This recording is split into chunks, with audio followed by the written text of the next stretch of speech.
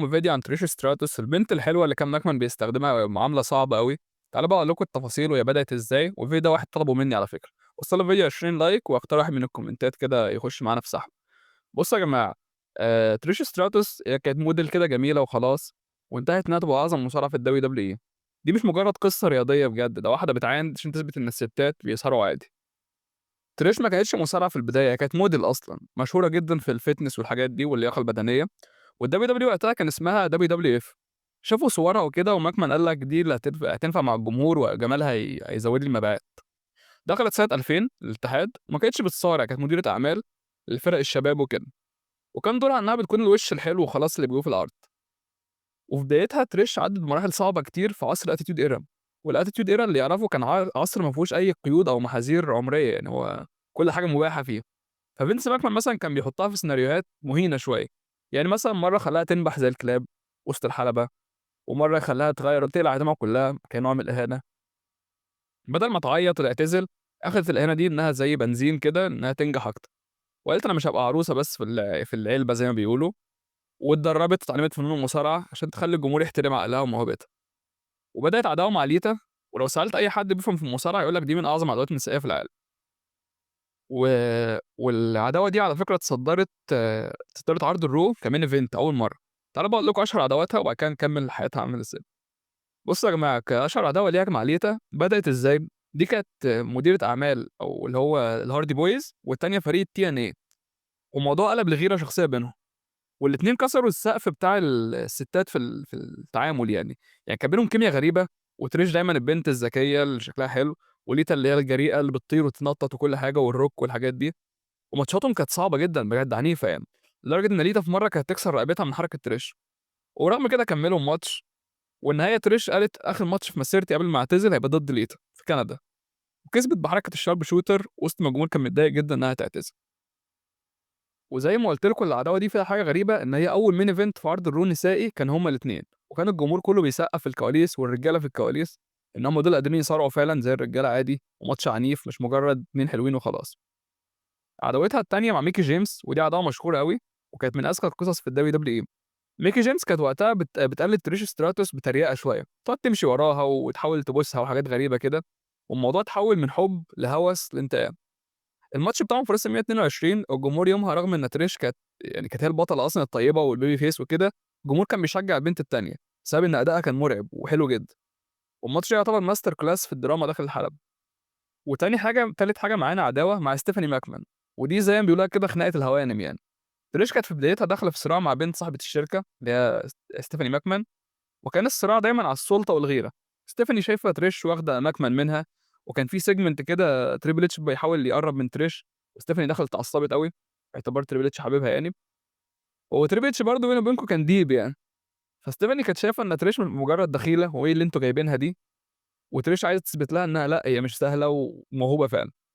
فخناقتهم ما كانتش بس في الحلبة، ده في لحظة في الكواليس والمكاتب، لحد ما لعبوا ماتش في No Way Out 2001. الماتش كان فيه غِل بجد ما تعرفش إيه السيناريو وإيه الحقيقة، شد شعر وضرب برّه الحلبة وكده، وده خلّى الجمهور يبدأ ياخد تريش كمصارعة حقيقية مش موديل وخلاص. ورابع عداوة ليها مع فيكتوريا، وده الصراع النفسي زي ما بيقولوا. فيكتوريا دخلت بشخصية المختلة عقليًا، الغشيمة اللي داخلة بجسمها ومش عارف إيه، وكانت جاية تنتقم من تريش لإنها واخدة كل الليلة لوحدها والجو يعني. فيكتوريا كانت بتستخدم القوة اللي هي العنيفة شوية، وتريش كانت بتحاول بالذكاء تكسبها. بس كانت الماتشات بينهم hard core، يعني في كراسي وسلالم وكل حاجة. وعداوتهم هي اللي خلّت حزام الستات ليه قيمة بجد، مش مجرد شكل. وبعد كده كمّلت تريش ستراتوس ولعبت 2019 ضد مثلًا شارلوت فلير، عشان تقول لها أنا لسه هنا ولسه قادرة أأدّي. وشارلوت كانت بتقول على نفسها الملكة وإنها أحسن واحدة من أي أسطورة وكده. ورغم إن تريش خسرت الماتش ده، بس الماتش كان حلو وهي كان عندها 44 سنة، يعني كبيرة على ماتش زي ده. فضلت تريش ستراتوس تخبّط كده بين حاجات لحاجات، ورجعت في عرض Evolution قريب لعبت ماتش تيفاني ستراتون. الماتش ده أظن هي كانت كسرت ال50 فيه، وقدّمت أداء بجد مش طبيعي، وهي حتى كشكلًا لمّا تشوفها شكلها يعني لسه صغيرة مش كبيرة أوي يعني. بعد ما خدت 7 بطولات في كاريرها كلّه، كان رقم قياسي طبعًا، وكانت بتعمل شخصية الشرير دايمًا بعبقرية، يعني بتعرف تخلّي الجمهور يكرهها من قلبهم بكلمة واحدة، ترجع تقلب طيبة تاني. وهي أصلًا بعد ما سابت الWWE بقت مدربة يوجا، اعتزلت وفتحت واحدة من أكبر مراكز اليوجا في كندا، وبقت رائدة أعمال ناجحة. وبعد كده بقت أم فترة، واتجوزت وخلفت يعني، وهي عندها 40 سنه قالت هارجع تاني، بس ماتشات طبعًا part time يعني. لحد 2013 تريبل اتش كرّمها في الhall of fame اللي هي قاعة المشاهير. تعالَ بقى أقول لكم معلومات غريبة عنها وبعد كده نقفل الفيديو ده. بُصّوا يا جماعة، هي زي ما قُلت لكم بعد ما جالها إصابة 2004 انزلاق غضروفي، ودي إصابة صعبة أوي إن أعرف واحد حصل له حاجة زي كده، واضطر إن هو أصلًا يشيل الغضروف كلّه ويزرع واحد مكانه صناعي. الدكاترة قالوا لها لازم تعملي عملية جراحية، ممكن ما تمارسيش رياضة تاني. فقالت لك لأ، أنا هاتأمل اليوجا العلاجية والحاجات دي، ورجعت والحلبة كده لحدٍ ما متلصمة يعني، وده كان السبب إنها تفتح مركز يوجا بعد كده. جات منين حكاية تريش دي بقى؟ ده اسم أصلًا يوناني، هو اسمها باتريشا آن سترايجيوس، ده الاسم الحقيقي، وهي من أصول يونانية على فكرة، وبتقول لك أنا دايمًا فخورة بالأصل ده وباتكلم يوناني كويس. كمان تريش ستراتوس كانت دحيحة في حياتها على فكرة، يعني مش مجرد مثلًا بنت حلوة وخلاص، هي كانت شاطرة جدًا في المدرسة والجامعة، كانت في جامعة اسمها يورك في كندا، وبتدرس بيولوجي علم الأحياء يعني، وعلم الحركة الكاينسولوجي، وكان حلمها دايمًا قالت لك أنا عايزة أطلع أصلًا يا دكتورة يا باحثة، بس في أساتذة عملوا إضراب كده في الجامعة خلّاها قالت أنا هاغيّر طريقي للgym والmodeling والحاجات دي. فأول ظهور ليها سنة 2000 كان المفروض تطلع مع مصارعين معاهم كلب ضخم، فتريش أصلًا عندها فوبيا من الكلاب، فكان باين على وشها الرعب في أول ظهور، والناس قالوا مين اللي جايبينها مش عارفة تمثل دي، بس كانت بتحاول لحدٍ ما يعني تحافظ على نفسها. وعلى فكرة هي أول ست تصدّر غلاف في مجلة WWE لوحدها. المجلات دايمًا بتحط مصارعين رجالة زي الروك وأوستن وكده، ودي كانت أول واحدة تتحط على مجلة الWWE. وكمان اللي هي متجوزاه ده وحب المراهقة بتاعها، يعني هم بادئين الحب ده من 14 سنة، هم عندهم 14 سنة.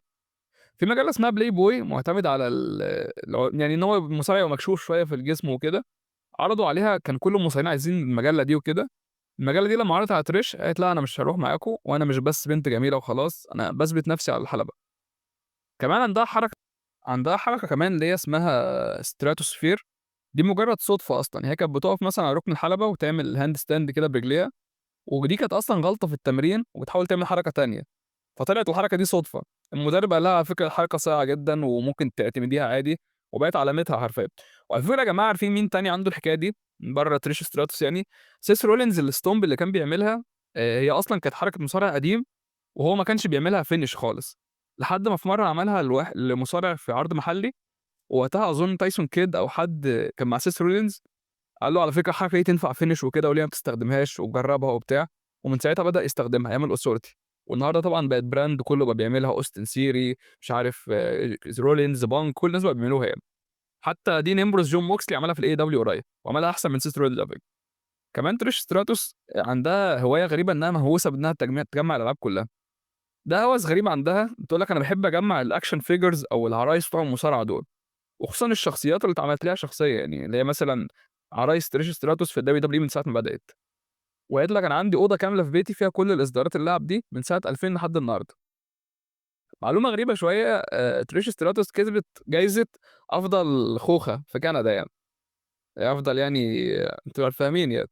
قبل ما تشتهر في المصارعة وكده كانت شغالة في الmodeling، وقال لك دي أحسن خلفية في العالم كله وخدت جايزة على حاجة زي كده. وطبعًا هي كانت دايمًا بتستخدم المعلومة دي في الWWE في السيناريوهات عشان تغيظ المصارعين التانيين. هاقول لكم رأيي في تريش ستراتوس قبل ما نقفل كده، أنا شخصيًا باحبها جدًا عادي، حتى كجاذبية شكلها حلو، لأن في ناس الأجانب بيقولوا لك دي ترانس وشكلها متحوّل وده أصلًا شكلها حلو جدًا. في يثبت لك المصارع حلو والّا لأ إزاي، هو إن زمان أصلًا في عصر ماكمان كان إمكانيات قليلة جدًا، جدًا، يعني أنت بتجيب بنت يا إما بسيناريو مُخِل يا إما ما تجيبهاش. ولحد الECW 2006 كان ده موجود، فهي لمّا تطلع مثلًا ترتجل وتعمل بروموهات وتتصدر main event ده معناه إنها فعلًا عندها حاجة تقولها. ده غير أصلًا إن اللي جاي بخلفية معيّنة من الgym أو اللياقة البدنية والfitness وكده، بيبقى أحسن من اللي جاي من ألعاب القوة. ألعاب القوة زي مين؟ زي مثلًا اسمها بيانكا بلير، هتلاقي دايمًا حركاتها إنها بتشيل أوزان وبتاع، بس ما فيش مصارعة. إنما اللي جاي من الخلفية وكده بيبقى مرن في الحلبة، فلو مثلًا زي تريش high flyer سِنّة، يعرف يعمل moonsault والحاجات دي، بتلاقي الأداء حلو أوي. وعلى فكرة يا جماعة الhigh flyers أو الناس اللي هم بيتشقلبوا في الحلبة دول، عمرهم الافتراضي في الحلبة أطول، فهو المفروض يبان العكس يعني، المفروض ده أنت جسمك مش هيقدر يشيلك بعد كده تعمل الحركات دي، بس أنا باحس كده يعني، لو حتى ركّزوا معايا في أي حد ميستيريو، G styles الناس دي كلها كاسرين ال50 ولسه بيتشقلبوا عادي. دي كانت تريش ستراتوس. كان واحد طلبها منّي، يا جماعة اللي عايز أي فيديو يطلبه أنا باعمله، يعني أنا عملت فيديو لإيدج وكريستيان ومصارع كمان، ال3 كان واحد بس طالبه، فأنا مش ما عنديش مشكلة إن حد يطلب حاجة يعني. هاقول لكم بس حاجة قبل ما نقفل الفيديو، أنا عملت لكم vote إن إحنا عايزين فيديو مثلًا زي بتاع ماكمان اللي هو أغرب 10 حاجات عملها فلان، أو أغرب 10 حاجات في المصارعة عمومًا، ليستة عمومًا يعني، والّا عايزين قصة مصارع اللي أنا اتميزت بيها شوية في القناة، والّا عايزين عروض؟ بالنسبة لموضوع العروض ده أنا ممكن أأخره شوية إلا لو عرض مسرب، أبقى نزّلت حاجة ما حدش منزّلها على اليوتيوب، إنما غير كده استنوا مني عروض شهرية بس. بالنسبة لفكرة اللي هو أغرب حاجات دي ممكن أبقى أعملها بس كل فترة، لإنها بتاخد وقت في المونتاج ومش أنا اللي بامنتج أصلًا، واحد بيمنتج وبيجهّز لي الscript أنا باقول بس. وبالنسبة لحكاية قصة المصارع دي ممكن نكمّل معاكم فيها كل يوم، بس أنا ممكن الفترة دي أنزّل فيديو قديم، بعد كده فيديو جديد في نفس اليوم، عشان بس مشغول شوية. أشوفكم في حلقة جديدة، وصلوا الفيديو 30، 20 لايك كده، مع السلامة.